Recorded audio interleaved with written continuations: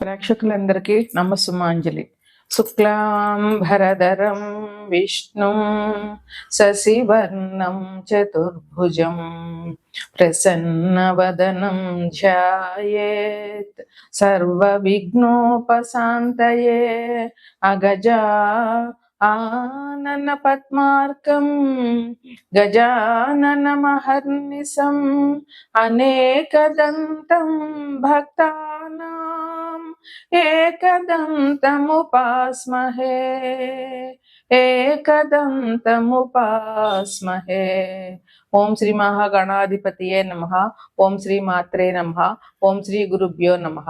మనము ఇప్పుడు ఆగస్టు మాస ఫలితాలు చెప్పుకుంటున్నాము. ఆగస్టు నెలలో జూలై 26 నుండి శ్రావణ మాసం మొదలయ్యింది. శ్రావణ మాసం జూన్ 26 మొదలయ్యి ఆగస్టు 23 వరకు శ్రావణ మాసం నడుస్తుంది.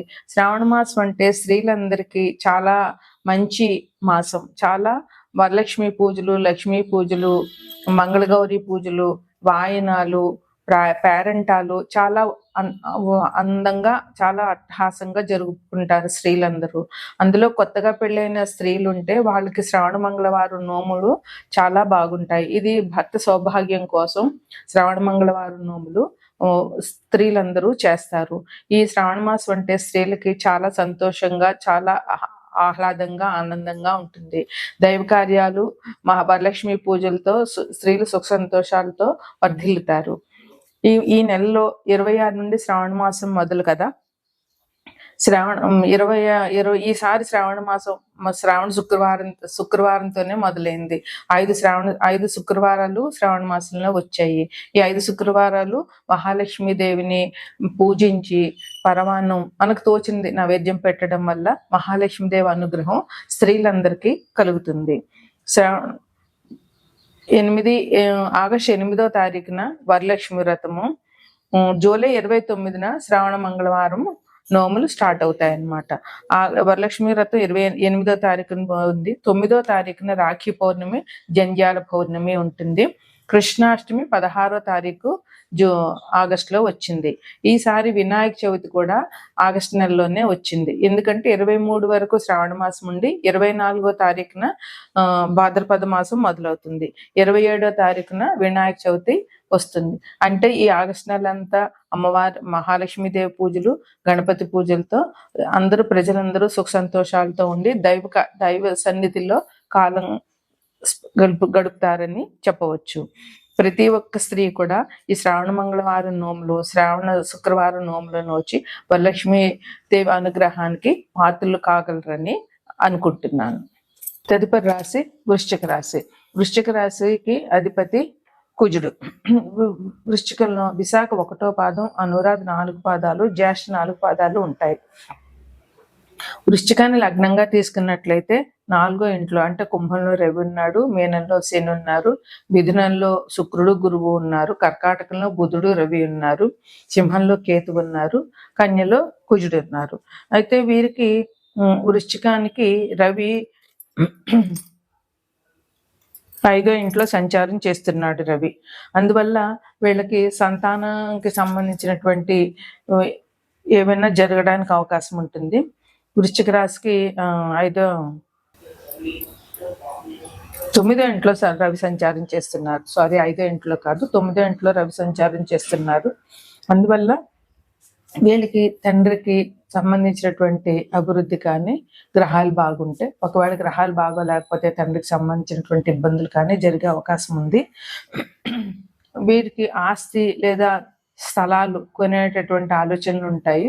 అవి ఈ మాసంలో వీళ్ళు తలుచుకుంటే కనుక కొనగలుగుతారు. ఉద్యోగాలకు సంబంధించినటువంటి శుభవార్తలు వింటారు. అంటే ఉద్యోగం కోసం ఎదురు చూస్తున్న వాళ్ళకి ఉద్యోగం వచ్చే అవకాశం ఉంది. ఉద్యోగంలో పదోన్నతి వచ్చే అవకాశం ఉంది.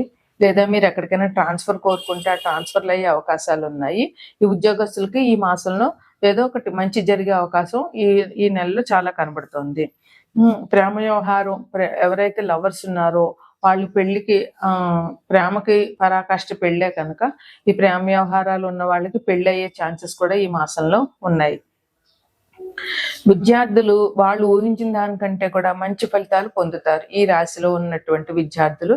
అందువల్ల మీరు జాగ్రత్తగా పరీక్షలు రాసేటప్పుడు జాగ్రత్తగా ఆలోచించి కష్టపడి అన్ని అటెండ్ చేయడం వల్ల మీకు మంచి జరిగే అవకాశం ఉంది. అందువల్ల కష్టపడి మంచిగా ఎగ్జామ్స్ రాయండి. ఆరోగ్యం పట్ల కొంచెం ఆలోచన కూడా పెట్టుకోవాలి. ముందుగా ఏమీ అనారోగ్యం రాకుండా ఉండాలి అనేటటువంటి ఆలోచన అందరూ పెట్టుకుని ఆరోగ్యానికి సంబంధించిన జాగ్రత్తలు తీసుకుంటూ ముందుకెళ్ళాలి. అలాగే అందరికీ కూడా అభివృద్ధి అనేది ఈ రాశిలో పుట్టిన వాళ్ళకి ఈ మాసంలో చాలా బాగుంది. కష్టపడింది ఏది రాదు, శ్రమ అలసట అనేది తప్పకుండా ఉంటాయి. కాకపోతే ఆ శ్రమ పడిన దానికి తగిన ప్రత్యుపకారం మనం పొందినప్పుడు శ్రమ పడినా కష్టమని అనిపించదు అనమాట. అందువల్ల శ్రమ అలసట ఉంటాయి, కానీ మీకు అభివృద్ధికి మాత్రం మంచి ఫ్యూచర్ ఉన్నది ఇప్పుడు.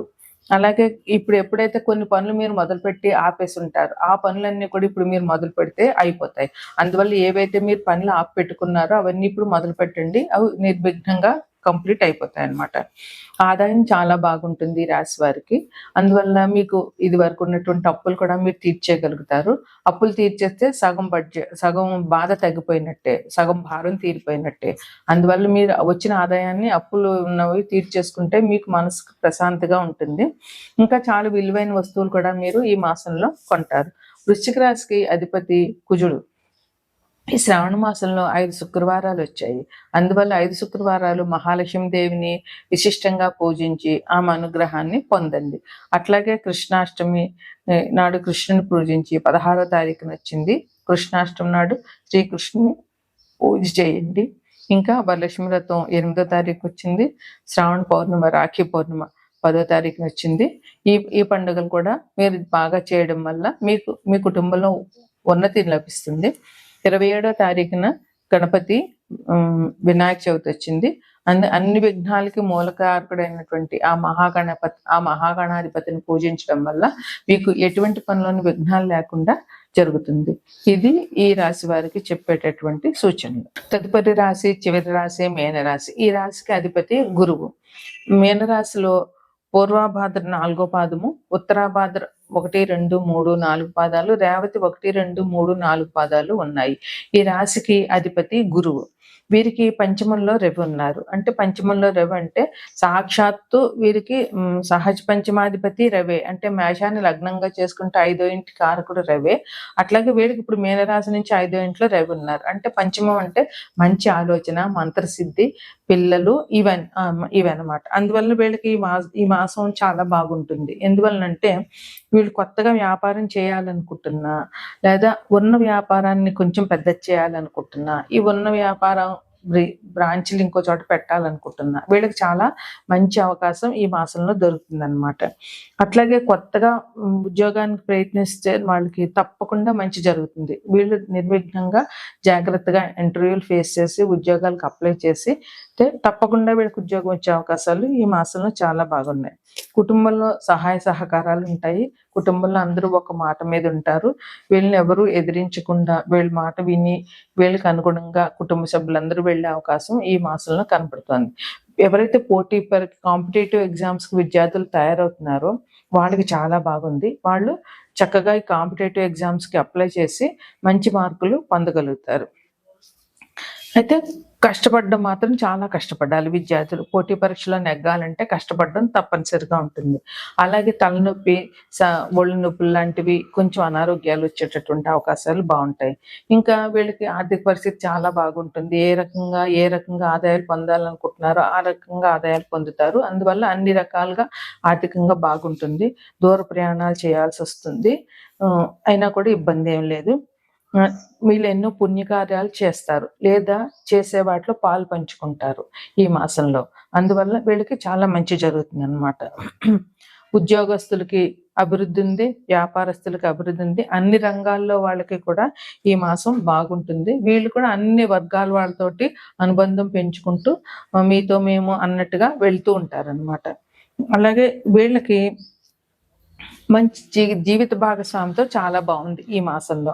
వాళ్ళ స్పౌస్ ఎవరైతే ఉంటారో భార్య అయితే భర్త, భర్త అయితే భార్య, వీళ్ళిద్దరికీ మంచి అవగాహన కలిగి ఇద్దరు ఒక మాట మీద వెళ్ళడం ఈ మాసంలో జరుగుతుంది. ఇంకా ఇతరులు దెబ్బలాడుకుంటుంటే మాత్రం మీరు వెళ్ళి తలదూర్చకండి, వాళ్ళ గొడవల్లో మీరు కలుగజేసుకోకండి. అదొక్కటే మీకు కొంచెం బ్యాడ్ జరిగే అవకాశం ఉంది కనుక ఆ విషయం వదిలేసుకోండి. ఇక ఈ మాసంలో శ్రావణ శుక్రవారాలు 5 శుక్రవారాలు వచ్చాయి కనుక 5 శుక్రవారాలు మహాలక్ష్మి దేవిని పూజించడం వల్ల మీకు ఇంకా అభివృద్ధి జరుగుతుంది.